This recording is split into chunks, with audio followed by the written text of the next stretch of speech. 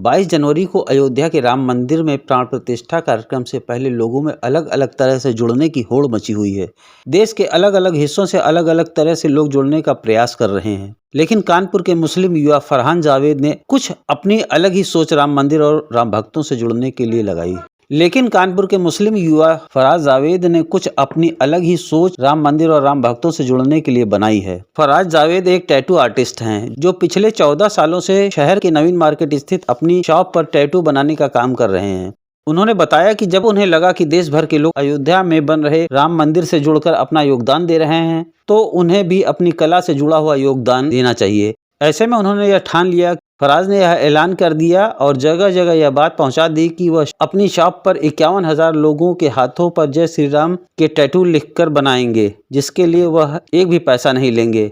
फराज ने बात करने पर बताया कि 51,000 टैटू बनाए जाने की कीमत 5 करोड़ रुपए से अधिक है और बीते 3 दिनों में 1900 लोगों ने आकर शॉप पर जय श्री राम लिखवाने के लिए अपना रजिस्ट्रेशन करवा लिया है। कई लोगों के टैटू बनने भी शुरू हो गए हैं, क्योंकि यह परमानेंट टैटू होता है, इसलिए इसमें 2 दिन का समय लगता है। उन्होंने इस सवाल पर जवाब दिया कि उनके इस काम पर किसी को कोई एतराज तो नहीं हुआ। तो उनका कहना है कि भगवान श्री राम मर्यादा पुरुषोत्तम राम है, उनके आदर्श और उनके उत्तम होने को लेकर जीवन में बहुत कुछ सीखने को मिलता है। उन्होंने यह भी कहा कि कला का कोई धर्म नहीं होता, इसलिए वह अपनी कला के जरिए अयोध्या में बने राम मंदिर और 22 जनवरी से पहले लोगों के हाथ की कलाई पर जय श्री राम लिखकर अपने हिंदू भाइयों के राम भक्त होने पर गौरवान्वित महसूस करें। जी, मेरा नाम है फराज जावेद और मैं एक्सपोज टैटूज नवीन मार्केट का संचालक हूँ।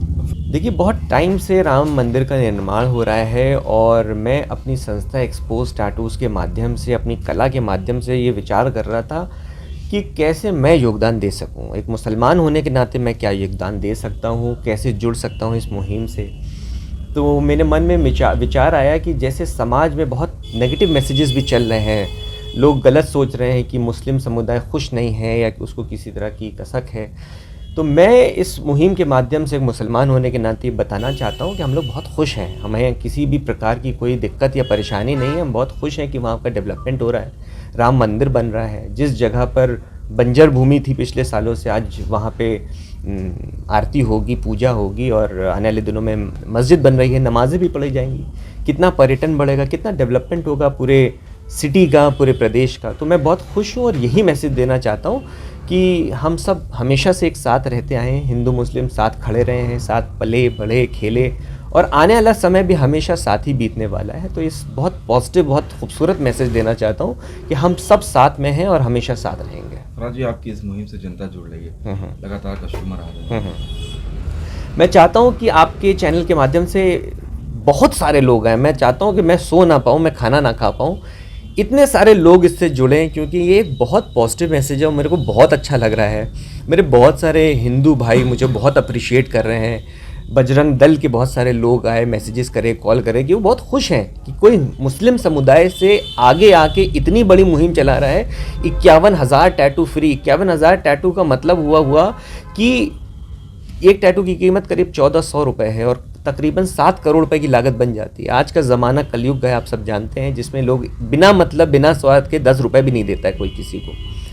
वहीं पे मैंने ये पहल करी है, कोशिश करी है एक मुसलमान होने के नाते, एक देशभक्त होने के नाते, कि लोगों में फ्री टैटू दिए जाए, एक आम इंसान को इसका लाभ मिल सके और अपनी आस्था, जो लोग नहीं जा सकते हैं राम मंदिर, कानपुर में बैठे, अपने शहर में बैठे अपनी आस्था को दिखा सकें, जाहिर कर सकें। क्या मैसेज देना चाह रहे हैं आप इस मौके पर? मैं ये मैसेज देना चाहता हूँ कि लोग, जैसे राम मंदिर बन रहा है और राम जी के जीवन के बारे में जाने, लोग सिर्फ जय श्री राम, जय श्री राम, जय श्री राम, राम भक्त हूँ, राम, ये नारे से काम नहीं चलने वाला है। आपको उनकी जीवन शैली पढ़नी पड़ेगी, आपको उनको फॉलो करना पड़ेगा। हम कितने ऐसे लोग हैं जो अपने माँ बाप के प्रति वफादार हैं, हम अपनी पत्नी के प्रति वफादार हैं, हम अपने दोस्तों के प्रति वफादार हैं। सौतेली माँ को तो हम लोग कुछ समझते नहीं, हम अपनी माँ को नहीं समझते, तो सौतेली माँ को कैसे समझ? तो ये जीवन शैली राम जी के जीवन से हमें धारणा लेनी चाहिए, उदाहरण लेना चाहिए कि उन्होंने अपना जीवन कैसे व्यतीत किया। हमारे पास आज 1,000 10,000 रुपये हो जाते हैं तो हम तो आसमान में उड़ने लगते हैं। राम जी अपना राजवंश छोड़ के वनवास पे चले गए, किसके कहने पे? अपनी माँ के कहने पे, सौतेली माँ कह के ही अपना राजगद्दी अपने कज़न ब्रदर, अपने सौतेले भाई भरत को दे दिया।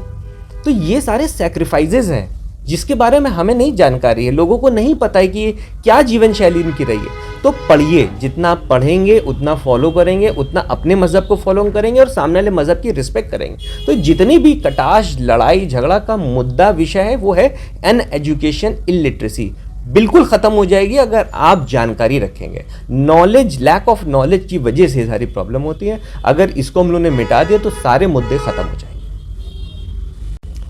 तो इस वीडियो के माध्यम से मैं सभी लोगों को संदेश देना चाहता हूं कि भाई आपस में मोहब्बत से रहें और बढ़ चढ़ के उत्साह और बढ़ाते रहें। और मैं निवेदन करूंगा मुख्यमंत्री जी से भी कि मुझे भी इस मुहिम में शामिल करें और मुझे को भी आमंत्रण चाहिए। मैं भी आना चाहता हूं अयोध्या और उसका एक हिस्सा बनना चाहता हूं क्योंकि ये बहुत पवित्र कार्य है।